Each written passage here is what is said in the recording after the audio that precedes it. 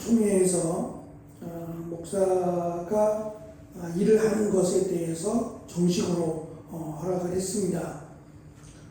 그렇게 한 것에 대한 근거가 지금 우리가 읽은 데살로니가전서 2장에 있는 말씀이 됩니다.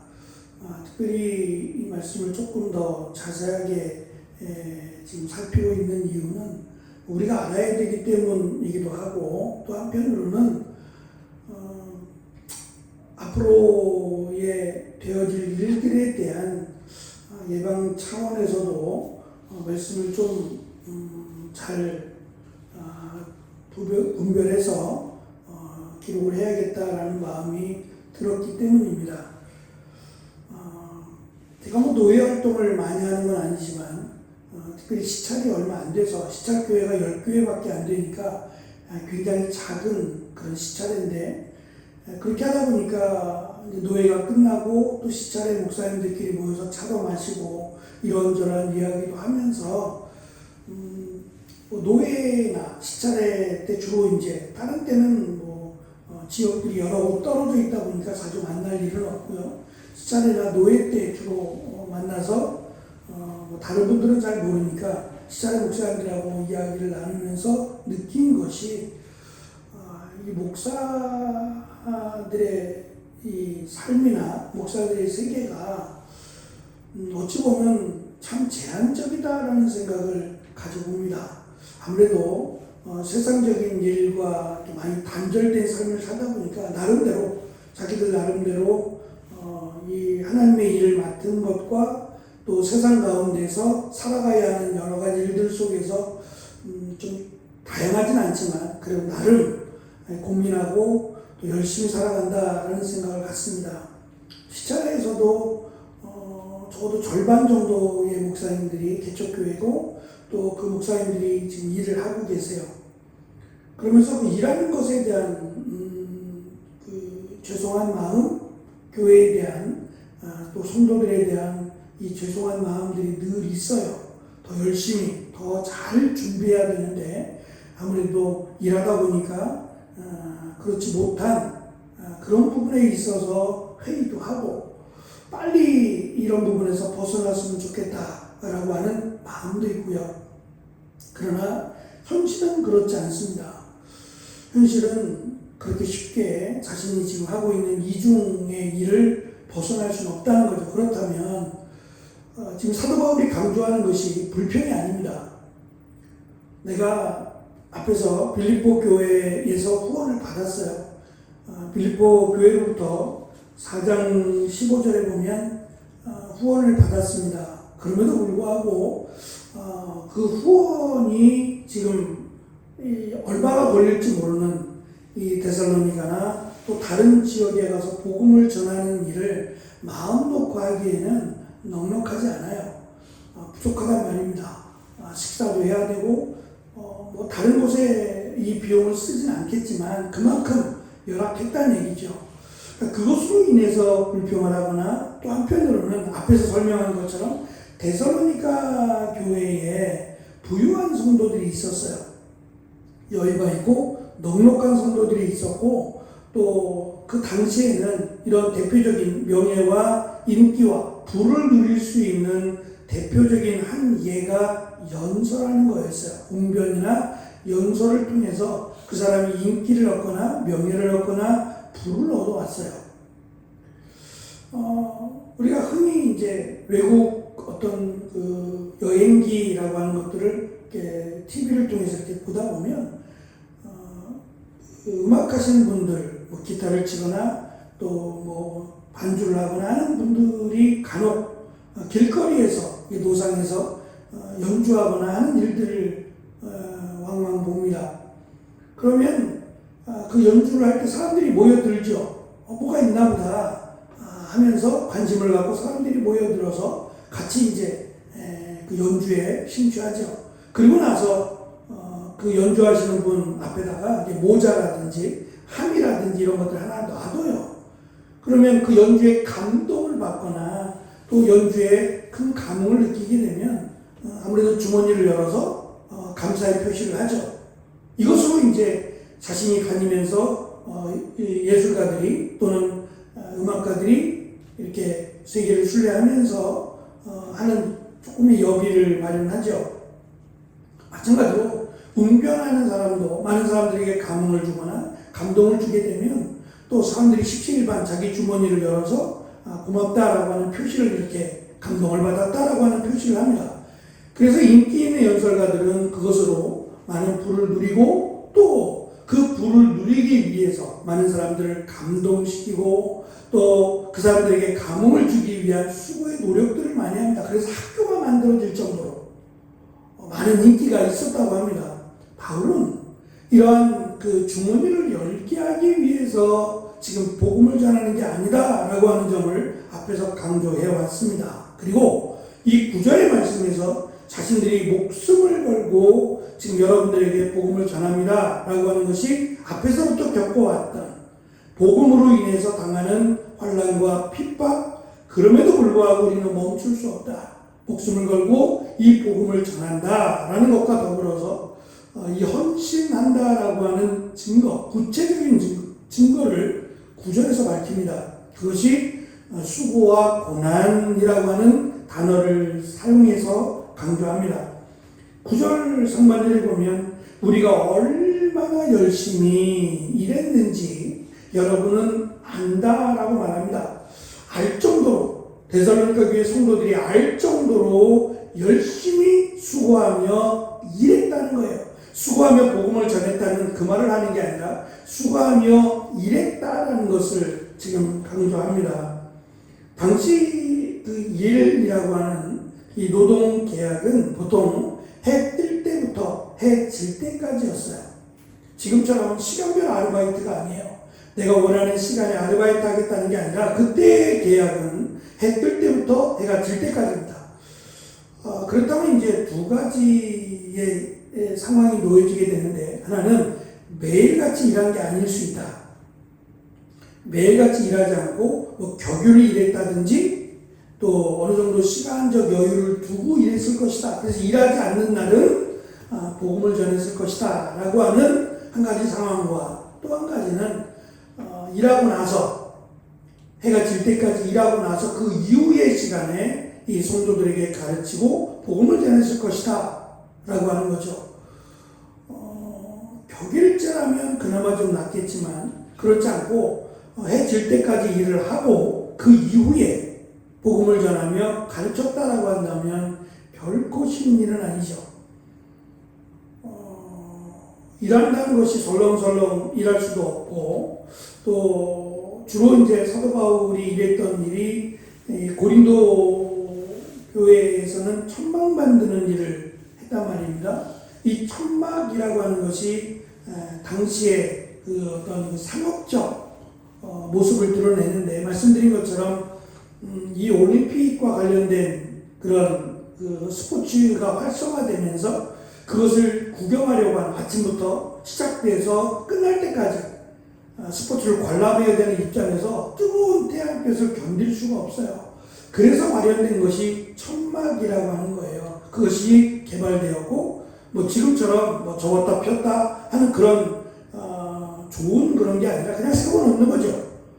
다만 바람에 날아가지 않고 또 태양으로부터, 햇빛으로부터 보호할 수 있는 이런 단순한 일이긴 하지만 튼튼해야 되고, 또 이것을 만드는 일들이 하나만 만들고 끝나는 게 아니라 기계가 없는 사람의 손으로 다 수공업을 해야 되는 일이다 보니 그 일이 힘도 많이 들어야 되는 일이었을 겁니다.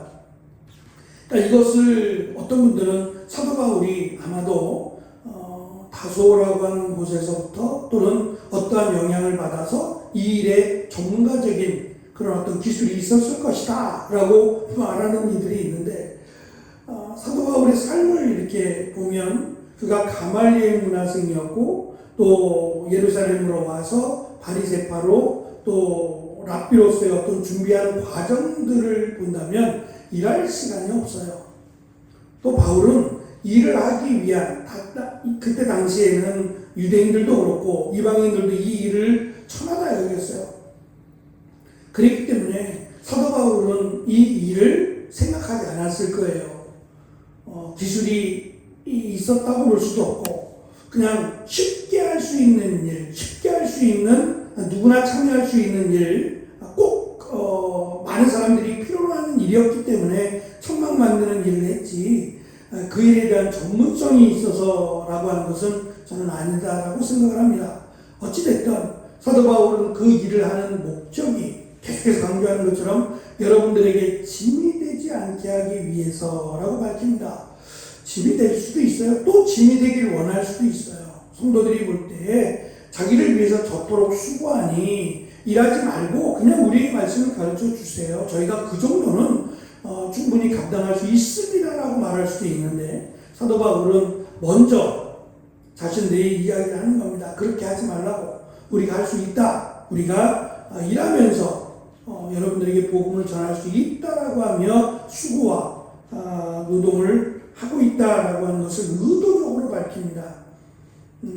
그 이유는 조금의 의심의 여지를 남겨두지 않기 위함이에요. 말씀드린 것처럼 저들이 웅변이라고 하는 것은 사실 바르게 저들을 잘 인도하기 위한 수단 중에 하나가 웅변이에요. 그런데 변질이 되어서 저들을 잘 인도하고 저들을 잘 가르치는 데 목적이 아니라 저들의 지갑을 여는 게 목적이 되어 버린 것처럼 변질되지 않도록 하기 위해서, 또한 자기뿐만 아니라 앞으로 사역해야 될 동역자들이나 또 후배들을 위해서라도 바르게 가르쳐 주기 위해서, 그러니까 물질의 목적이 되지 않도록 하기 위해서 이렇게 밝히고 있다는 생각이 들고, 말씀드린 것처럼 최근에 이제 필리핀에서 사역을 하시다가 이 사회복지를 공부를 계속 하셨나 봐요. 그래서 이번에 한국에 들어와서 하지 않으면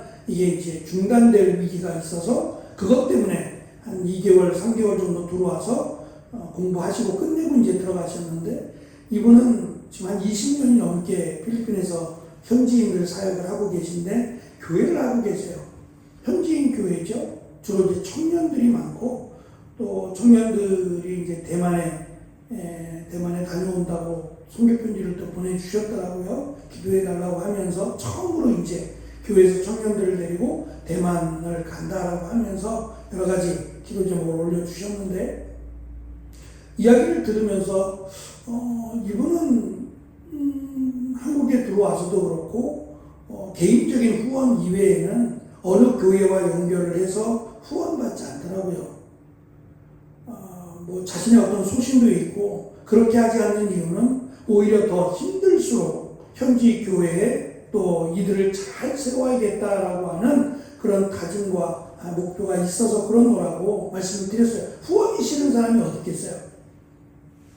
후원이 있으면 일단 후원교회가 만들어지면 여유가 생기게 되고, 또 크게 굶주리지 않아도 얼마든지 일을 더 확대해서 할 수 있잖아요. 그러나 이분의 생각은 현지에서 조달하는 게 맞다라는 거예요. 그들에게 신앙을 가르쳐서 그들이 교회를 섬기고 그들이 교회 일을, 하나님의 일을 하게 만드는 것이 맞다라고 하는, 저는 근데 그분의 생각이 옳다고 생각해요. 대부분 선교사님들은 막연하니까 당장 먹고 살아야 될 일이 막연하니까 그런 일들을 준비해 놓고 들어가세요.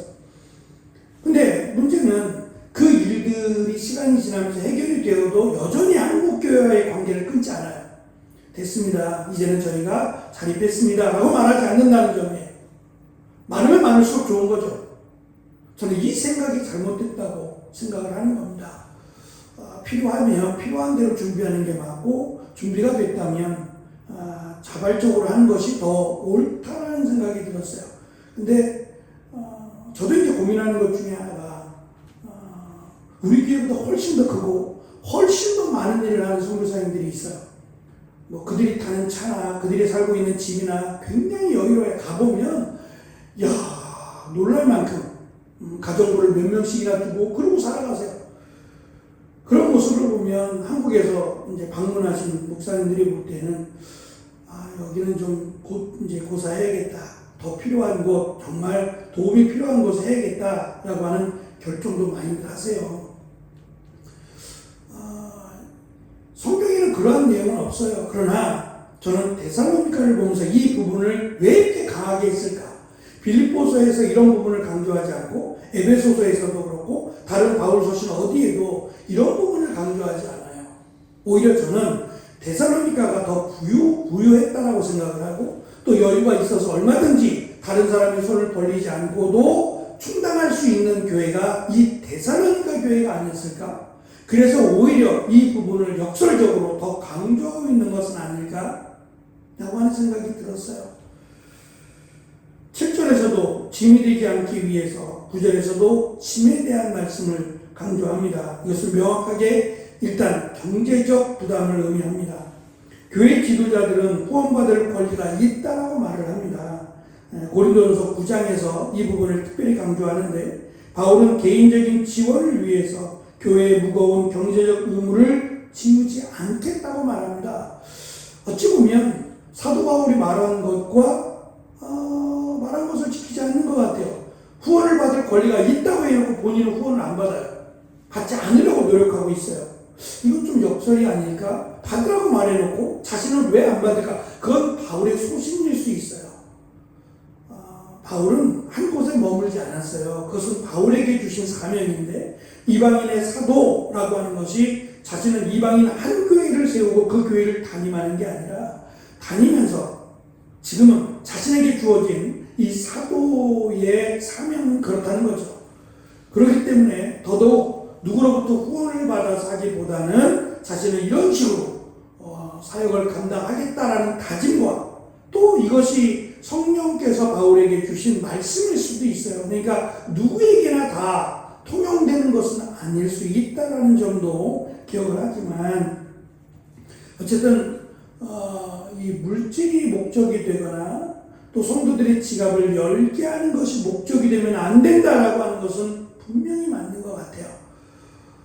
그리고 그 물질로 인해서 사역이 중단되거나 하지 않아야 된다는 점에서 일이라고 하는 노동이라고 하는 것과 복음이라고 하는 것에 대한 고민을 하고 또 그 부분에 대해서 사도 바울은 결론을 내리고 이 데살로니가 전후서를 통해서 목회자가 이러한 경우에 어떻게 해야 되느냐? 일해야 된다는 거예요. 일하면서 복음을 전해야 된다. 이것이 많이 힘들 것이다. 많이 어려울 것이다. 환난과 핍박도 어려운데 일까지 해야 된다라고 한다면 얼마나 힘들겠느냐. 바꿔놓고 말하면 누가 하겠느냐. 이렇게까지 해가면서 복음을 전하게 한다면 누가 하겠느냐는 거죠. 저는 앞으로의 얼마나 시간이 지나야 될지 모르지만 앞으로의 한국교회가 이렇다고 생각해요. 이제는 점점 대형 교회는 사라질 것이고 작은 교회들이 이제는 세워질 것입니다. 이 작은 교회가 크게 성장한다라고 하는 기대도 할 수 없을 거예요. 우리 세대가 지나고 나면 이 젊은 세대들은 과연 새벽에 나올까요? 휴일에 나올까요? 금요일에 나올까요? 고작 주일에 한 번이 아닐까? 그러면 이렇게 상가를 얻어서 하루 종일 있는 것이 무슨 의미가 있겠어요? 아무도 안 오는데 많은 변화가 있을 거라고 예상합니다.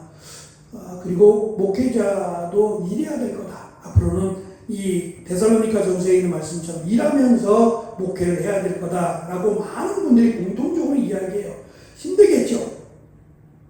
근데 이것이 사역이 될 것이고 복음 때문에 일하는 거고 복음 때문에 수고와 헌신하는 것이다 라고 하는 생각을 갖고 일하라는 거예요. 그러면서 어떻게 하면 내가 이 일에 더 집중할 수 있을까를 고민하고 더 잘 두 가지를 잘 할 수 있도록 준비하고 잘 감당할 수 있어야 한다라는 말씀으로 저는 받았습니다. 말씀드린 것처럼 당시에 이 노동이라고 하는 것은 가장 비천한 일입니다. 그래서 어느 학자는 이렇게 이야기하더라고요. 오늘 우리가 이 말씀을 가지고 가장 비천한 환경에서 가장 영광스러운 메시지, 즉 하나님의 복음을 선포했다고 말입니다. 어디에서나 가장 비참한 일 가운데서도 복음을 선포해야 되고 어떠한 경우에서도 이 복음이 목적이 되어서 이를 감당할 수 있어야 된다는 말일 겁니다. 이러한 마음으로 하나님의 복음을 전하는 일에 더욱 힘을 쓰는 사역자가 되고 또 교회가 되어서 하나님이 기뻐하시는 건강한 교회, 하나님이 주인 되시는 교회로 세워가는 귀한 은혜가 있기를 축원합니다. 기도하겠습니다.